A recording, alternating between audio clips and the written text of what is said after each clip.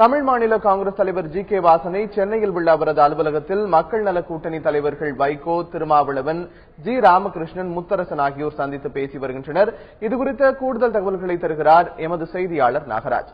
நாகராஜ், தமாக தலைவர் ஜி.கே. வாசனை மக்கள் நல கூட்டணி தலைவர்கள் சந்திப்பதற்கான காரணம் என்ன?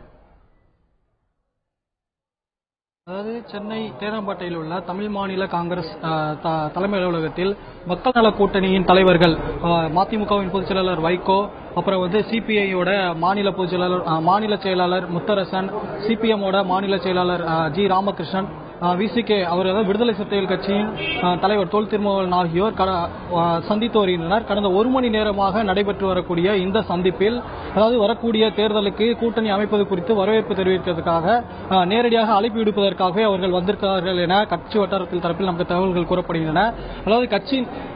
அதாவது தமிழ் மாநில காங்கிரஸ் அவருடைய ஜி.கே. வாசன் அவர்கள் தன்னுடைய இரண்டாவது கட்ட பயணத்தை முடித்த பிறகே கூட்டணி பற்றி முடிவெடுக்கப்படும் என கட்சியின் வட்டாரத்தில் தரப்பில் தகவல்கள் கூறப்படுகின்றன. அதாவது இரண்டாவது கட்ட பயணமாக ஜனவரி 7ஆம் தேதி தொடங்கி பிப்ரவரி மாதம் இறுதியில் இரண்டாவது கட்டத்தை முடிக்க இருப்பதாகவும் அதன் பிறகு கட்சியின் மூத்த தலைவர்கள், நிர்வாகிகள் ஆகியோருடன் கலந்தாலோசித்த பிறகு செயற்குழு கூட்டம் கூட்டி அதன் பிறகு முடிவெடுக்கப்படும் என கட்சியின் வட்டாரத்தில் நமக்கு தகவல் தெரிவிக்கப்படுகின்றன.